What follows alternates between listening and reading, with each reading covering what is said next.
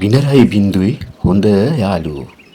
ඒ දෙන්නට අම්මා තාත්තා නෑදෑයෝ කවුරුත්ම හිටියේ නෑ. බිනරට බඩගිනි වුණාම බින්දුට තේරෙනවා. බින්දු දුවලා යනවා කඩමණ්ඩියට.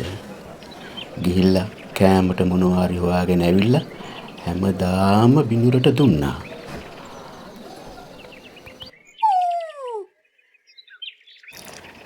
හැමදාම උදේට බින්දු කඩමණ්ඩියට දුවගෙන යනවා. ගිහිල්ලා කෑමට මොනවා හරි හොයාගෙන ඇවිල්ලා බිනරත් එක්ක සාම දාණයෙන් කනවා. ඕම කාලයක් ඒගොල්ලන්ගේ ජීවිතේ ගෙවිලා ගියා. හැමදාම දෙන්න දිදාගත්ත එකට, ඇහැරුනෙත් එකට, ඒ දෙන්න උදේට නාන්න යන්නෙත් එකට. දෙන්නට ඉතින් හරි සන්තෝෂයි වතුරට පැන්නම.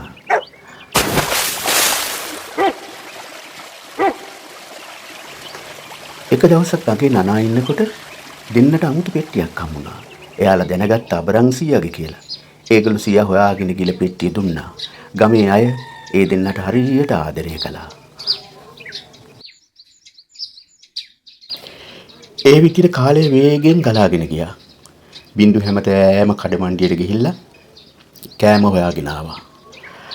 කඩමණ්ඩි හිටපු ගොඩාක් මුදලාලිලා බින්දුවට ගොඩාක් ආදරය කළා. මේ දෙන්නගේ අපූර්ව යාළුකම ගැන ගමේ අය ගොඩාක් සතුටු වුණා. ගමේ අය ගොඩාක් ආදරය කළා මේ දෙන්නට. හැමදෑම ඔහොම හොඳ යාළුවෝ වගේ ඉන්න කියලා බින්දුටයි බිනරටයි හැමදෑම ගමේ අය කිව්වා. එකම එක දවසක් දෙන්නගේ ජීවිතේ වෙනස් වෙන දවස ආවා. ඒගොල්ලන්ට ගෙදර මිදුලේ තිබිලා වටිනාකම කියන්න බැරි ලොකු මැණික් ගලක් හම්බ වුණා. ගමේ අය ඒ දෙන්නව එක්කගෙන ගියා නගරේ ඉන්න ලොකු මැණික් මුදලාලි ළඟට. මැණික් මුදලාලි ලොකු වටිනාකමක් ඒ මැණික් ගලට දුන්නා.